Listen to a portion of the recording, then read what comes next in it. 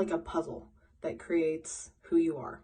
I think there are little pieces throughout your life that form a bigger picture of who you are, but I don't think any one person is any one thing. I don't think your race, your religion is the biggest thing about you. I think every little piece makes up the puzzle of who you are. I would define someone's identity as just who they truly are, not as whatever label society puts on you, your parents, your friends, your religion puts on you. It's just who you genuinely, truly are as a person. Nothing that like something makes you out to be. It's just who you are. I would define identity as how you identify yourself to the world. So that I'm male and that I'm bisexual, and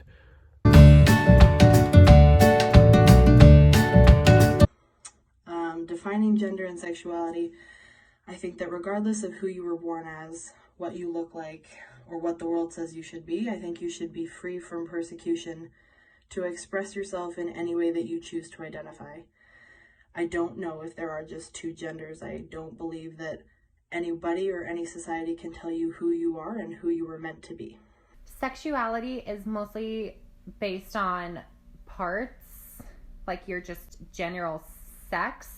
And then gender is a lot harder to define because gender is so neutral and it can fluctuate and it just changes. The more you learn, the more you grow, the more you learn about yourself, and it just changes as you just experience the world. You know what I mean? So for gender, I would say it kind of goes off with identity. It's just the gender that you genuinely 100% feel that you are. That nobody can tell you whatever it is. It's your gender.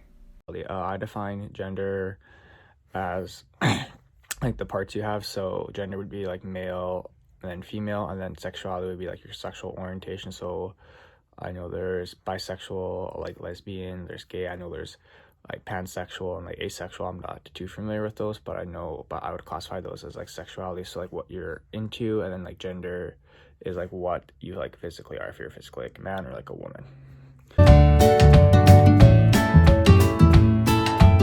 Gender and sexuality do affect my identity, but like I said, they're a piece of my puzzle. I don't think that I am just white. I don't think I am just bisexual. I don't think that who you are as a person is solely defined by one piece of your puzzle.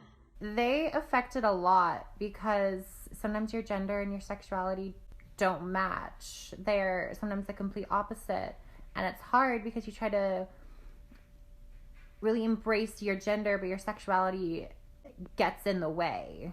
Or sometimes you're so confused about your gender and your sexuality that it affects your identity and you don't know who you are. You don't know what to call yourself. Sometimes your name doesn't fit, your parts don't fit, your like nothing fits who you genuinely are. Well, for gender, I identify as male. I don't think that really affects me at all. And then sexuality, I do identify as bisexual. I don't really see that as part of my identity. I don't think sexuality should really be like a conversation starter, so I don't think that needs to be like out there. Obviously, if people do ask me if, sometimes I get questions, hey, are you gay? I said, no, I'm actually bisexual.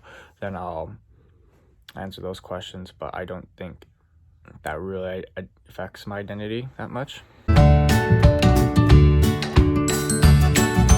I absolutely think sexual education should be taught in schools. I absolutely think that LGBT sexual education should be taught in schools. I think it should be taught to all students, regardless of their sexuality, regardless of if they know or if they don't. I think that step would really help create a community and create understanding for kids who don't really know who they are and who they want to be in life. And I think the more we can understand as a society, I think the better we all are. I think humans fear what they don't understand, and the lack of understanding really creates strife between us all. Yes, but at the same time, there's the internet, and you can Google everything for yourself when it comes to gender, sexuality, identity. Especially if you're part of like the LGBTQ community, that's the best way to do it, is Googling yourself, figuring stuff out yourself, because there's no better tool to learn than just from experience yourself and just figuring it out. Because when it comes to schools teaching that kind of stuff, there's so much stuff that they can get wrong. There's so much stuff that they may not include. So I think to the base of sexual education, 100% how to stay safe, that everything. When it comes to like the less broad statements, I think it's more better if you learn yourself. Yes, I do. I think it should be taught in schools just so kids can kind of get a better understanding. I mean, with today with the LGBTQ plus and all the new sexualities and like new gender, and how you can, like, there's transgender people. I think it's very important that like kids should know about it, so when they do come across it, they kind of have an idea of what this person can be identifying as or what their sexuality could be, so they don't need to like accidentally offend anyone. They kind of just have a better understanding of the world with everything that's happening.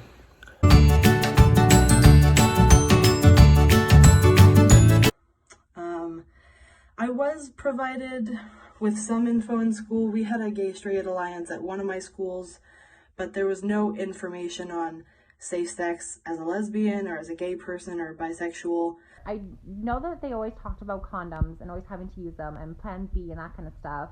But once again, that is such an easy Google for somebody to look up, and I think you have to do a deep dive Google on that whole thing yourself when you're first starting out, or if you're first interested in sex. You have to stay safe. Yes, I was. I remember in in junior high and high school they talked about sex and like practicing safe sex and like what's proper, what's not proper. So I definitely feel like I was provided with information on everything I need to know. I did feel supported in school, but my sexuality wasn't really known to a lot of my teachers. In fact, I don't think any of them really knew. And I do. In most schools, there are LGBTQ clubs you can join. A lot of schools are getting gender-free bathrooms, or just, I think that's just the best way I can define it, where just both genders can use the bathroom to make everybody feel safe and comfortable, which is awesome. It is just having a good support system from friends. Obviously, there's always going to be people who don't understand it, who don't want to understand it and want to hurt you for it. And the only thing you can do for that is hold your head up high and just show them that like they don't affect you. They're not in your life. They're not here to affect your life. They're not here to ruin your life. Yes, I did. I definitely, especially in high school. I know my school, Jasper Place High School, was one of the first to have like a gay straight alliance club, and we had gender neutral washrooms, and I didn't see, as far as I knew my 3 years there, I didn't see any bullying or harassment towards gay, straight, like lesbian, like bi people, any with that. I didn't see any conflict with those, so I felt very supported in the school there.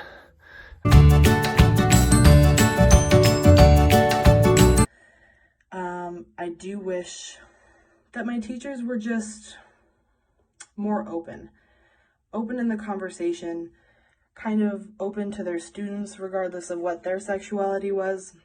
I think it should kind of be part of the conversation between adults and younger kids, so that we know growing up that there's nothing wrong with us and that it's not something to be ashamed of or to have to hide. Honestly, nothing, because the best support system you can have is the support that you get from yourself. That is the best advice I can probably give, because when you're figuring out your gender and your identity, a lot of people are going to question it. A lot of people are going to tell you that you're wrong, or that that's not right, or that may not be part of a religion. But when you genuinely support yourself, deep down that like, this is who I am and I'm not going to let anybody change that.